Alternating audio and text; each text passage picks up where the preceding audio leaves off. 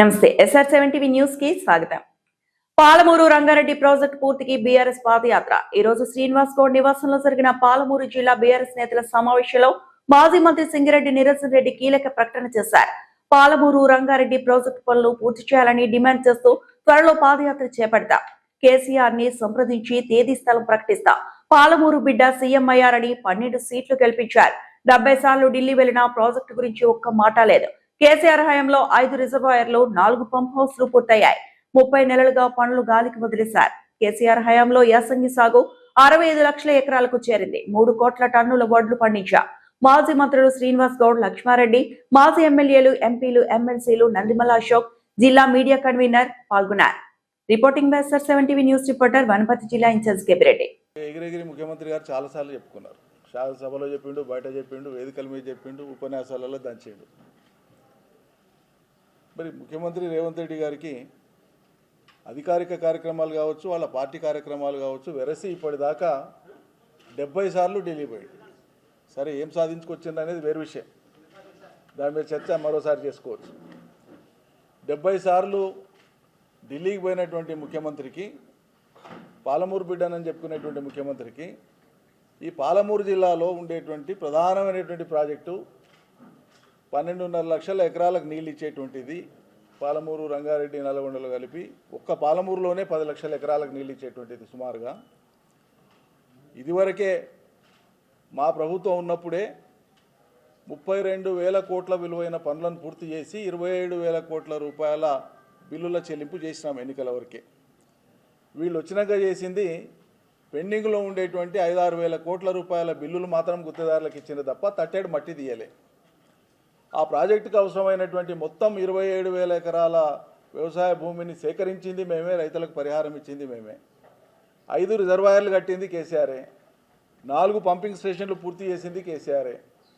కేవలం ప్యాకేజ్ 3 దగ్గర, కలవకోల్ దగ్గర ఒక 15 లక్షల క్యూబిక్ మీటర్ల పని అనేటువంటిది కొద్దిపాటి పెండింగ్ ఉంది.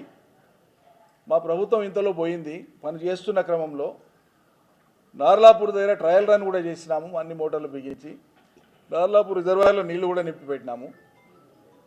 ప్రభుత్వం మారింది. ఎవరైనా ప్రజల మీద శ్రద్ధ ఉండేవాళ్ళు ప్రత్యేకంగా పాలమూరు బిడ్డ అని చెప్పుకునేటువంటి ముఖ్యమంత్రి చేయాల్సినటువంటి పని ఏముండే? 30 నెలలు గాలికి వదిలేస్తేవి కదా, 1 కాదు 2 కాదు. ఇరిగేషన్ ప్రాజెక్ట్స్కి ఎప్పుడైనా సరే వర్కింగ్ సీజన్ అనేది ఉంటుంది. వర్షాకాలంలో పనులు సవ్యంగా నడవవు, మందకొడిగా నడుస్తాయి. అతివేగంగా పనులను చేసేటువంటిది డిసెంబర్ నుంచి జూన్ మొదటి వారం వరకు చేస్తారు. అది ఇరిగేషన్ సీజన్ అంటారు, దాన్ని సాంకేతిక పరిభాషలో ఇరిగేషన్ సీజన్ అంటారు. ఈ ప్రభుత్వం వచ్చింది 2023 డిసెంబర్. అంటే డిసెంబర్ నుంచి ఉండేటువంటి ఒక సీజన్ పోయింది, 23లో ఉండేటువంటి ఇరిగేషన్ సీజన్ పోయింది, 24 సీజన్ పోయింది, 25 సీజన్ పోయింది. ఇప్పుడు 26వ సీజన్ కూడా ఇంకో 15 రోజులు అయితే తొలైట్ రానే వస్తుంది. కృష్ణా నీళ్లు సముద్రం పాలైనవి, ఇరిగేషన్ సీజన్లు కాలం వెనక్కి వెళ్ళిపోయింది. ఒక్కనాడు కూడా పాలమూరు రంగారెడ్డి ప్రాజెక్టును సందర్శించి ఈ 30 నెలల కాలంలో వాస్తవంగా ఈ ప్రాజెక్టు ఏ దశలో ఉంది, ఇంకేం చేస్తే పూర్తవుతుంది, ఇంకేం చేస్తే దీని ద్వారా ఫలితం వస్తుంది అని ఆలోచించాలి ఎవడైనా సరే. అధికారంలో ఏ పార్టీ ఉన్నా అది వరకు ప్రజాధనం ఖర్చు పెట్టి చేపట్టినటువంటి ఏ కార్యక్రమాలైనా వాటిని పూర్తి చేసి ప్రజాధనాన్ని సవ్యంగా వినియోగించి ఫలితాలు ఇవ్వాలి. ప్రాజెక్టుల ఫలితాలు లేదా ఇతర కార్యక్రమాల ఫలితాలు ఇవ్వాలి. అది పాలకుల లక్షణం కావాలి. ఉద్దేశపూర్వకంగా నేను పెండింగ్ పెడతా, కేసీఆర్ చేసిండు కాబట్టి నేను చేయను, కేసీఆర్ పూర్తి చేసిండు కాబట్టి కాళేశ్వరాన్ని దాన్ని మలినపరచాలి, బురద చల్లాలి, పాలమూరు రంగారెడ్డినే ముట్టుకోవద్దు. ఈ విచిత్రమైన వింత వైఖరితో ఉండేటువంటి ముఖ్యమంత్రి గారికి, కాంగ్రెస్ ప్రభుత్వానికి పాలనలో కొనసాగే అర్హత లేదు. పాలమూరు బిడ్డ అని భవిష్యత్తులో చెప్పుకోవద్దు మీరు, అసలు ప్రజలు సిగ్గుపడతారు. ఆ అర్హత కోల్పోయిన మీరు ఏమి చేయకుండా ఒక్కనాడైనా సమీక్ష చేసినా? 50 సార్లు మాట్లాడినాం మేము ఇదే అంశాన్ని. తెలంగాణ భవన్కి వెళ్ళి జిల్లాలు తిరిగేటప్పుడు మాట్లాడినాం. నీకు ఏం కడుపు నొప్పి, ఏం ఆయాసం? ఆడ 2 పిల్లలు ఉంగంగానే కూలిపోయింది కూలేశ్వరం అని మాట్లాడుతీవి. ఇప్పుడు అవే నీళ్ళు దిక్కు. మరి ఇక్కడ పాలమూరులోని వంక పెట్టడానికే, పేరు పెట్టడానికి ఏం లేదు కదా. మిగిలిన పని చేయడానికి నీకు ఏం ఆటంకం, ఏం కడుపు నొప్పి? ఎందుకు చేయకపోతేవి? మిగిలిన పనులు ఎంత అసలు? వచ్చిన వెనువెంటనే చేసి ఉంటే 2.5 ఏళ్ల కిందనే ఆ పనులు మొదలుపెట్టి చేసి ఉంటే 6-7 నెలల కాలంలో 1500-2000 కోట్లతో అయిపోయేది. ఆ పని మొదలు పెట్టలే, తట్టేడు మట్టి తీయలే. కానీ దాని మీద అవసరం లేకున్నా ఏదులకెళ్ళి మేము డిండికి లింక్ ఇస్తామని చెప్పి 1800 కోట్లతో టెండర్లు పిలిచేసాం. వాళ్ళ బావమరిదికి టెండర్ ఇచ్చాను మొదటి దశలో 1300 కోట్లు. అది అవసరమే లేదు. ఒట్టెం కాడ తూము ఆల్రెడీ పెట్టించిండు కేసీఆర్. ఒట్టెం రిజర్వాయర్లోకి వెళ్ళి తూము పెట్టిండ్రు. ఆ తూములోకి వెళ్ళి 1/2 TMC వాటర్ పోయేటువంటి విధంగా పోతిరెడ్డిపల్లి వాగులో తీసుకొని పోయి డుందుబి వాగులో పెదవాగులో పడేస్తే ఉల్పర దగ్గర బ్యారేజ్ కట్టుకుంటేనంటే అవతల ఆల్రెడీ కేసీఆర్ చేయించినటువంటి పనే డిండికి సంబంధించినటువంటి కాల్వ డిండి కాడ నుంచి పని కంప్లీట్ అయిపోయింది. డిండి ఎత్తిపోతల పథకానికి సంబంధించి కింద ఉండేటువంటి నల్గొండ జిల్లాలో ఉండేటువంటి పనులు అయిపోయినాయి. దాదాపు చేయాల్సిన పనల్లా ఈ నీళ్లను ఒట్టెం రిజర్వాయర్కి వెళ్ళి ఒక 100-150 కోట్లు ఖర్చు పెట్టి 500-600 ఎకరాల ల్యాండ్ ఎక్విజిషన్ మాత్రమే చేసి డిండి వాగులో పడేస్తే, దుందుబి వాగులో పడేస్తే ఉల్పరకాడ ఒక బ్యారేజ్ టైప్లో కట్టేసుకుంటే ఆ ఉల్పరకాడ నుంచి లెవెల్ మెయింటైన్ అయ్యి చక్కగా డిండి కాలువలోకి పోతాయి. తయారుగా ఉన్న సిస్టమ్ ఇది. 150-200 కోట్లతో చేసేటువంటి ఆ పని చేయకుండా 1500 కోట్లతో ఏదులకి వెళ్ళి టనల్ పెట్టి ఓపెన్ కెనాల్ పెట్టి కొల్లాపూర్ నార్కల్ నియోజకవర్గాల్లో ఇదివరకే డెవలప్ అయినటువంటి కేఎల్ఐ కింద డెవలప్ అయినటువంటి ఆయకట్టు సుమారు 15,000 ఎకరాల ఆయకట్టును దీనికోసం కొత్తగా పోగొట్టి ప్రభుత్వ ధనాన్ని వేసేయడానికి ఏది పాలమూరు రంగారెడ్డి రిజర్వాయర్లు నిండితేనే వీళ్ళు తలపెట్టిన 1500 కోట్ల పని అయితే డిండికి ఉండేటువంటి లిఫ్ట్ ఇరిగేషన్ అయితే ప్రతిపాదించారో అది సాఫల్యమవుతుంది. దీనికే గతి లేదు, ఇదే పూర్తి చేస్తలేమంటే దీని మీద ఆధారపడి ఇంకో ప్రాజెక్ట్ పనులను టెండర్లు పిలిచారు.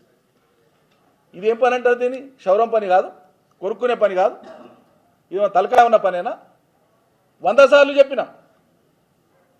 100-150 మహా అంటే 200 కోట్లతో 500-600 ఎకరాల భూసేకరణతో మాత్రమే పూర్తయ్యేటువంటి విధంగా ఒట్టెం నుంచి డిండికి నీళ్లు తీసుకుపోవడం సాధ్యమని ఇంజనీర్లు చెప్పారు. కాబట్టి ఆయన 2016లోనే కేసీఆర్ గారు దీన్ని ఆలోచిద్దాం, తొందర లేదు, జిల్లా శాసనసభ్యులు చెప్తుండ్రు, మంత్రులు చెప్తుండ్రు, దీన్ని ఆలోచిద్దామని ఇంజనీరింగ్ అధికారులకు చెప్పి ముందైతే పాలమూరు రంగారెడ్డి కంప్లీట్ చేయండి, డిండికి 7 KLయాల్లో మనం తర్వాత ఇచ్చుకోవచ్చు, పెద్ద సమస్య కాదు, 1/2 TMC నీళ్లు ఇది కంప్లీట్ అయ్యి కాలువల లోపల అక్కడ నీళ్ళు ఇచ్చేది ఇచ్చుకోవచ్చు అని చెప్పి దాన్ని పెట్టినారు.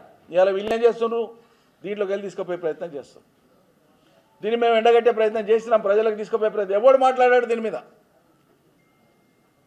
జిల్లాల ఉండేటువంటి మంత్రులు కానీ శాసనసభ్యులు కానీ, ఏవో మంత్రికేమో కక్షలు కార్పణ్యాలు తప్ప ఏం పట్టవు, ఇంకో మంత్రి ఏమో నిన్న మొన్న కొత్తగా అయిండు. వీళ్ళకి ఎక్కడ ఏవి ప్రధానమైనటువంటి సమస్యలు ఈ ఉమ్మడి పాలమూరు జిల్లాలో అనే దాని మీద వాళ్ళకి అవగాహన లేదు.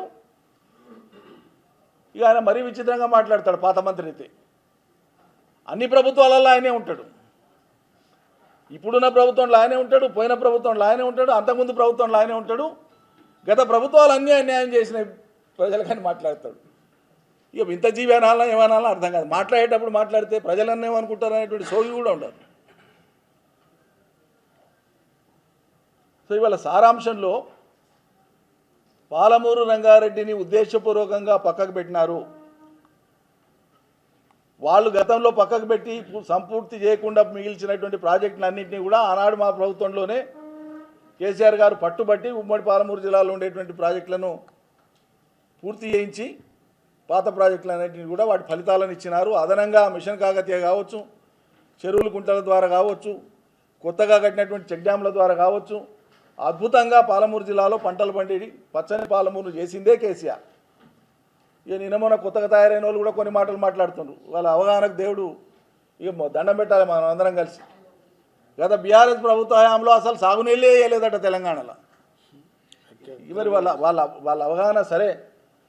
సింపుల్గా ఈ ఏడు ఇప్పుడు ఈ యాసంగిలో 2026 యాసంగిలో తెలంగాణలో సాగైనటువంటి వరి విస్తీర్ణం ఎంత అంటే 65,42,000 ఎకరాలు.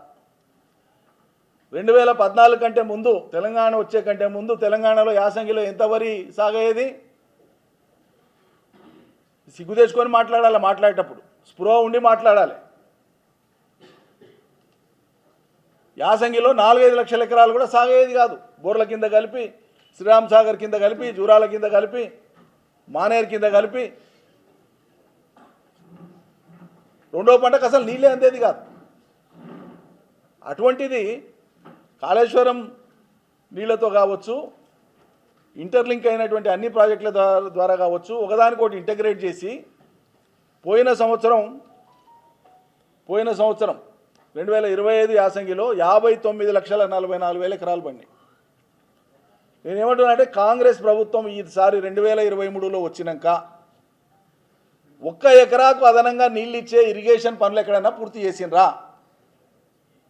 నీళ్ళ మీద ఎవరైనా మాట్లాడితే దీనికి జవాబు చెప్పండి. మొట్టమొదటి కాంగ్రెస్ నీళ్ళ మంత్రి కానీ, కాంగ్రెస్ నీడతో బతుకుతున్నటువంటి రాజకీయ పార్టీలు కానీ, రాజకీయ నాయకులు కానీ, ఎవరైనా వాళ్ళ షాడోలుగా పనిచేసే వాళ్ళు ఎవరైనా 2014 కంటే ముందు తెలంగాణ రాష్ట్రంలో వానాకాలం యాసంగిలో సాగైన లెక్కలు ఉన్నాయి ప్రభుత్వం దగ్గర. కేసీఆర్ దిగిపోయేనాడు 2023లో దిగిపోయే నాటికి వరుసగా ఏటేటా పెరిగినటువంటి ఆయకట్టు, ఏటేటా పెరిగినటువంటి పంటల విస్తీర్ణం లెక్కలు ఉన్నాయి. వానాకాలం యాసంగి కలిపి 2022లో 3 కోట్ల టన్నుల ఒక్క వరిధాన్యమే పండించి పంజాబ్ యొక్క రికార్డును అధిగమించింది తెలంగాణ రాష్ట్రం. ఎవడు కాదనేది దీనికి? మిషన్ కాకతీయ నీళ్లు, భూగర్భ జలాల పెంపు, ప్రాజెక్టుల నీళ్లు, చెరువులు కాలువల నీళ్లు, ఇవి అన్నింటి యొక్క సమాహారంగానే తెలంగాణలో సాగు విస్తీర్ణం పెరిగి పంటల ఉత్పత్తి గణనీయంగా పెరిగింది. ఈ విషయాలన్నీ పక్కకు పెట్టి కాళేశ్వరం నుంచి నీళ్ళు కాళేశ్వరం నీళ్ళు రాకపోతే నీ ఇంట్లోకి వెళ్ళి వచ్చినాయి పంటలు పండడానికి మాట్లాడేటువంటి బేకూపులకు.